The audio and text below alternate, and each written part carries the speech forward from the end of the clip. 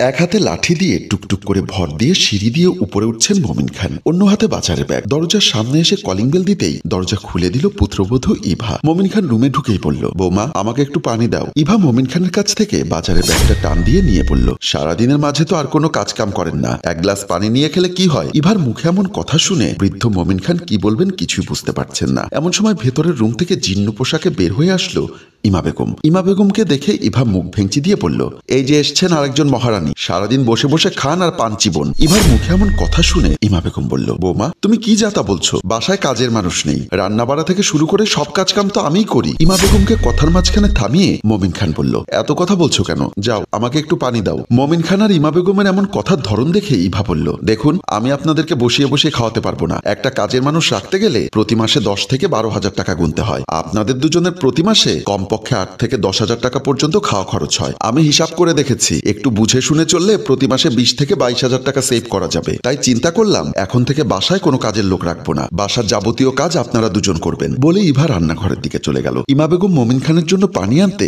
ইভার পেছনে পেছনে গেল। ইমা বেগম প্রিয়াকে খাবার টেবিলে বসিয়ে ভাত খাওয়াচ্ছিল। এমন সময় ইভা এসে প্রিয়ার সামনে থেকে ভাতের প্লেটটি ফেলে দিয়ে বলল, একজন মানুষ বিদেশ থেকে কষ্ট করে রোজগার করে টাকা পাঠায়, আর একজনের রোজগারের উপর এত মানুষ বসে বসে খাচ্ছেন, আপনাদের কি একটুও লজ্জা শরম নেই? ইভার এমন কথা শুনে প্রিয়া বলল, ভাবি তুমি কি বলছো এসব? আমরা কি অন্যের টাকায় বসে বসে খাচ্ছি? আমি আমার ভাইয়ের রোজগারের টাকায় খাচ্ছি, তুমি এত কথা বলো কেন? ইভা চিৎকার দিয়ে বলে উঠল, কি এত বড় কথা? আমার স্বামীর টাকায় খেয়ে পড়ে বেঁচে থেকে আমার মুখের উপর কথা? প্রিয়ার ইভার এমন তর্ক বিতর্ক দেখে ইমা বেগম বলল, কি শুরু করেছো? তোমরা চুপ করো। আপনি হয়েছেন শয়তানের গুড়ি, মেয়েকে দিয়ে আমাকে অপমান করিয়ে এখন আসছেন সাধু শাস্তে। প্রিয়া বলল, ভাবি তুমি বেয়াদবের মতো কথা বলছো কেন? তোমার মা বাবা তোমাকে শিখিয়ে দেয়নি যে শ্বশুর বাড়ির লোকেদের সাথে কিভাবে কথা বলতে হয়? প্রিয়ার মুখে এমন কথা শুনে ইমা বেগম ঠাস করে একটা থাপ্পড় বসিয়ে দিয়ে বলল, বৌমা ও ছোট মানুষ, ওর কথায় তুমি কিছু মনে করো না। প্রিয়া কাঁদতে কাঁদতে আবারও কিছু একটা বলতে যাবে, এমন সময় ইমা বেগম প্রিয়াকে থামিয়ে দিয়ে হাত ধরে টানতে টানতে বেডরুমের দিকে নিয়ে গেলেন। ইভা রুমে বসে কথা বলছে তার স্বামী মুন্নার সাথে। ইভা কান্না করতে করতে বলল, তুমি আমাকে রেখে বিদেশ চলে গেছো, আর এদিকে তোমার মা বাবা আদরের ছোট বোন আমার সাথে যাতা ব্যবহার করে। মুন্না বলল, লক্ষ্মী সোনা কান্না করে না, আমি বাবাকে ফোন করে বলে দিচ্ছি তারা যেন তোমার সাথে কোনো উল্টাপাল্টা বিহেভ না করে। ইভা বলল, দেখো আমি তোমার পরিবারে এসে অনেক কম্প্রোমাইজ করেছি, আমি আর এসব নিতে পারছি না, থাকো তুমি তোমার মা বাবা আর বোন নিয়ে, আমি আমার বাবার বাড়ি চলে যাব। মুন্না বলল, লক্ষ্মী বউ আমার, পাগলামো করো না, আমি এক্ষুনি মায়ের ফোনে ফোন দিচ্ছি, ফোন দিয়ে ওদেরকে ইচ্ছা মতো বকে দিচ্ছি। আমি তোমার জন্য একটা আইফোন 16 প্রো ম্যাক্স কিনেছি, কয়েকদিন পরেই তো দেশে চলে আসবো, আর কটা দিন অপেক্ষা করো লক্ষ্মীটি। ইভা কাঁদতে কাঁদতে বলল, ঠিক আছে আমি এইবার তোমার কথা রাখলাম, কিন্তু এরপর যদি তোমার মা বাবা কিংবা বোন আমার সাথে কোনো ধরনের উল্টাপাল্টা কাজ করে তাহলে আমি কিন্তু আমার বাবার বাড়ি চলে যাব। মুন্না বলল, ঠিক আছে আমি আজ ওদের ইচ্ছা মতো বকে দেব। তারপর তারা দুজন রাতভর অনবরত কথা বলেই চলেছে। বেডরুমে শুয়ে আছে মমিন খান, আজ দুদিন ধরে বিছানা থেকে উঠতে পারছেন না। ইমা বেগম আর প্রিয়া ধরলে একটু উঠে বসতে পারেন মাত্র। এমন সময় ইমা বেগম ফোনটা হাতে নিয়ে বেডরুমে প্রবেশ করেন। বেডরুমে প্রবেশ করে মমিন খানের পাশে বসে নিশ্চুপ এক দৃষ্টিতে মমিন খানের মুখের দিকে তাকিয়ে রইল ইমা বেগম। মমিন খান ক্ষীণ স্বরে বলল, কি হয়েছে মুন্নার মা, তোমাকে এমন দেখাচ্ছে কেন? ইমা বেগম দু চোখের জল মুছতে মুছতে বলল, তোমার মেয়ে প্রিয়া, ওর জন্য আজ মুন্না কত কথা বলেছে। মমিন খান বলল, প্রিয়া কি করেছে আবার? ইমা বেগম বলল, বৌমার মুখে মুখে তর্ক করেছে, বৌমা মুন্নাকে সবকিছু বলেছে, তাই তোমার ছেলে ফোন করে আমাকে যাতা বলেছে। ইমা বেগমের মুখে এমন কথা শুনে মমিন খান নিশ্চুপ হয়ে ভাবতে লাগলেন, এ কেমন সন্তান জন্ম দিলাম যে কিনা নিজের বাবা মায়ের কথা চিন্তা না করে সবসময় বউয়ের কথায় উঠা বসা করে। আর বৌমাই বা কেমন মানুষ যে তার শ্বশুর শাশুড়ি কিংবা শ্বশুর বাড়ির সাথে মিলেমিশে থাকতে পারে না? ইমা বেগম বলল, আমারে কি জ্বালা হলো, জানি না আল্লাহ কপালে কি রেখেছেন। এমন সময় মমিন খান হাতটি ধরে বলল, মুন্নার মা চিন্তা করো না, দেখবে সব ঠিক হয়ে যাবে, আর সবসময় আল্লাহর উপর ভরসা রাখবে। ইমা বেগম রান্নাঘরে কাজ করছেন। এমন সময় ইভা রান্নাঘরে প্রবেশ করে এক বালতি কাপড় হাতে দিয়ে বলল, সকাল থেকে রান্নাঘরে ঢুকেছেন, বের হওয়ার কোনো নামগন্ধ নেই, এভাবে কাজে ফাঁকি দিয়ে কয়দিন চলবে শুনি? ইমা বেগম বলল, কি বলছে সব বৌমা, আমি কাজে ফাঁকি দিচ্ছি মানে? এখন তো মনে হচ্ছে ভাজা মাছটা উল্টে খেতে জানেন না, কিন্তু তলে তলে আস্ত মাছটা গিলে খেতে পারেন। এখন এত কথা না বলে ধরুন এই কাপড়গুলো ধুয়ে রোদে শুকিয়ে দিয়ে আসুন। বলেই কাপড় ভরা বালতিটা ইভা শাশুড়ির হাতে ধরিয়ে দিল। এমন সময় রান্নাঘরে প্রবেশ করলো ইভার বান্ধবী রোশনি। রোশনিকে দেখে ইমা বেগম অনেকটাই লজ্জা পেয়ে গেল। আর লজ্জা পাবেই বা না কেন, নিজের মেয়ের বয়সী একটা মেয়ে যখন এরকম ব্যবহার করে তখন যে কোনো মায়েরই খারাপ লাগবে। তাই ইমা বেগম সেখানে না দাঁড়িয়ে কাপড় ভর্তি বালতিটা নিয়ে রান্নাঘর থেকে বের হয়ে গেল। ইমা বেগম চলে যাবার পর রোশনি বলল, ইভা তুই তো শাশুড়ির সাথে এরকম ব্যবহার করিস কেন? ইভা বলল, আরে আমার বোকা বান্ধবী, শ্বশুর শাশুড়িকে একটু টাইট দিয়ে রাখতে হয়, অন্যথায় ঘাড়ে চেপে বসবে। রোশনি বলল, কিন্তু আমার কেন যেন মনে হচ্ছে তো শাশুড়ি তো যথেষ্ট পরিমাণ ভালো মানুষ, অন্য 8-10টা শাশুড়ি মায়ের মতো তোর শাশুড়ি না দোস্ত। রোশনির মুখে এমন কথা শুনে ইভা বলল, দেখ দোস্ত, আমার পার্সোনাল ব্যাপার নিয়ে তুই কোনো কথা বলিস না, চল ওদিকটায় গিয়ে বসি বলে রোশনিকে নিয়ে রান্নাঘর থেকে বের হয়ে গেল ইভা। মমিন খান ঠিকমতো দাঁড়াতে পারছে না। প্রিয়া আর ইমা বেগমের কাঁধে ভর করে দাঁড়িয়ে আছেন মমিন খান। ইভা একটা ব্যাগ এনে তাদের সামনে ছুঁড়ে ফেলে দিয়ে বলল, দেখুন এখানে আমার করার কিছুই নেই। আপনাদের ছেলে বলেছে আপনাদেরকে আপাতত খালার বাসায় যেন পাঠিয়ে দেই। সামনের মাসে আপনাদের ছেলে দেশে আসলে আপনাদের বাসার পাশে যে বস্তিটা আছে ওখানে একটা ভালো রুম নিয়ে দিবে আপনাদের থাকার জন্য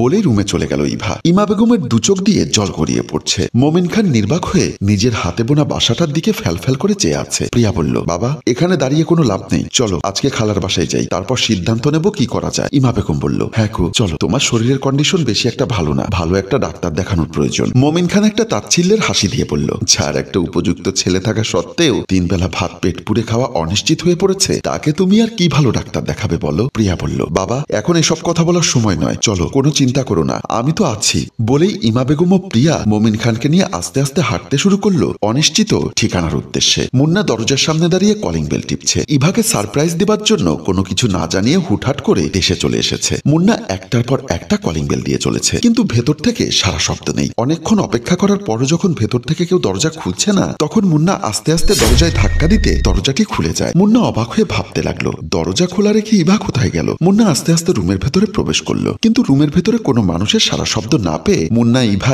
ইভা বলে ডাকতে লাগলো। ইভার কোনো সারা শব্দ নেই। মুন্না বাসার সবগুলো রুমে ইভাকে খুঁজতে লাগলো, কিন্তু কোথাও ইভার কোনো চিহ্ন নেই। মুন্না বেডরুমে এসে ফোনটা বের করে ইভার নাম্বারে কল দিল, কিন্তু ইভার ফোনটির সুইচ অফ দেখাচ্ছে। মুন্না অনেকটাই চিন্তিত হয়ে পড়ল, কি হলো, ইভার ঘরের দরজা খোলা, রুমের ভেতরে কোথাও নেই, তাহলে ঘরের দরজা খোলা রেখে কোথায় গেল সে। হঠাৎ মুন্নার চোখ পড়ল বালিশের পাশে রাখা একটা কাগজের উপর। মুন্না আস্তে আস্তে কাগজটি হাতে নিল। কাগজটি হাতে নিয়ে যখন মুন্নার চোখের সামনে খুলে ধরল, ঠিক তখনই চমকে উঠল মুন্না। কাগজটিতে স্পষ্ট করে লেখা আছে, মুন্না তুমি আমাকে ক্ষমা করে দিও, তোমার বিদেশের জীবনের সাথে আমার জীবনটাকে জড়িয়ে আমি আমার সুন্দর মুহূর্তগুলো নষ্ট করে দিতে চাই না। আমি চলে গেলাম তোমার সংসার ছেড়ে আমার ভালোবাসার মানুষের কাছে, ভালো গো তুমি। কাগজটিতে আর তেমন কিছুই লেখা নেই। মুন্নার দু চোখ বেয়ে জল গড়িয়ে পড়ছে। মুন্না কি করবে কিছুই বুঝতে পারছে না। মুন্নার সারা জীবনের রোজগার সবকিছু জমা ছিল তার স্ত্রী ইভার নামে। ইভা চলে যাওয়ায় বলতে গেলে মুন্না এখন নিঃস্ব। তার বাবার এই বাড়িটি আর তার পণ্যের পোশাকগুলো ছাড়া মুন্নার আর কোনো সম্পদ বৈশিষ্ট্য নেই। মুন্না নির্বাক হয়ে দাঁড়িয়ে কান্না করতে লাগলো। কি করবে কি না করবে কিছুই বুঝতে না পেরে এক দৌড়ে রুম থেকে বের হয়ে গেল। মুন্না তার খালার বাসায় ঢুকতে দেখতে পেল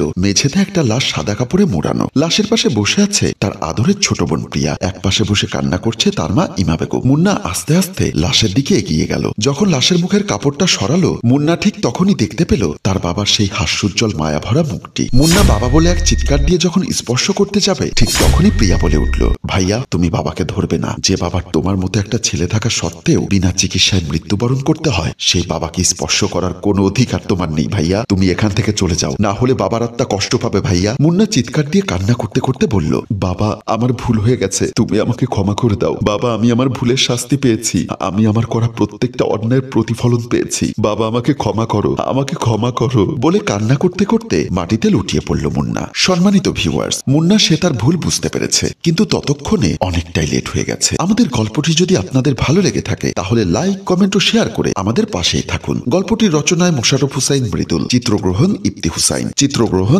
হুসাইন।